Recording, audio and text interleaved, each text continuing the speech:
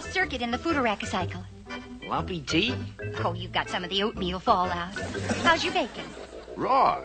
And your eggs? They're cold. I don't get it. When we first got married, you could punch out a breakfast like Mother used to make. Now you're all thumbs. It's not my thumbs, and it's not me. It's this antique monster. I press this thing for meals, and hi-fi music comes out of the garbage disposal. I never know what's going to come out.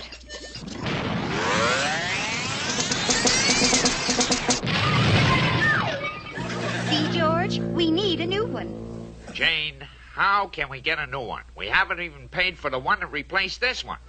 Besides, I'm beginning to like my coffee with lumps in it. Well, I don't. I want a new Foodaraca-cycle. A new Foodaraca-cycle? Jane, we cannot afford it. No. Absolutely, positively, emphatically, beyond the shadow of a doubt, and oh no! George, are you trying to tell me something? Forget it. Why don't you ask your boss, Mr. Spacely, for a raise? Because the boss is a penny-pinching old crab, that's why. Someday I'm going to give that door a shot right in its electric eye. Pow! Oh, I shouldn't have upset George. But if he only knew how I hate washing, ironing, vacuuming. There ought to be some higher authority a girl could appeal to. Of course, that's it. I'll go over George's head. I'll speak to my mother. Mother, I was just going to call you. You were?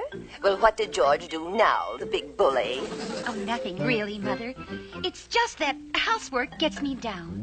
Well, it's really none of my business, dear. So I'll give you some advice. Get a maid.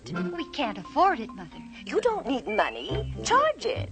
Don't you have to pay for a maid? Not this one. I saw this ad on TV. It's a new service called You Rent a Robot Maid. There's even a one-day free trial in your home. Free? Well, George couldn't complain about that.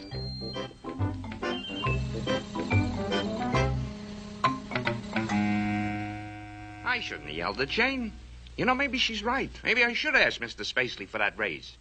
After all, I'm a darn good digital index operator. You gotta have it up here to know how to start these things and stop them and start them again. Come to think of it, Spacely couldn't get along without me.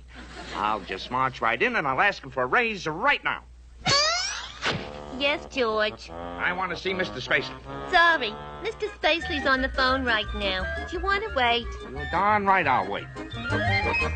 But Stella, baby, I eat out every night. I'm sorry, Cosmo. The girls need me for their protest meeting at the United Planets building. I get to carry a sign, Martians go home. But Stella... I'm sure you won't mind eating out again. But Stella... And to think I married that woman 30 years ago because she could cook.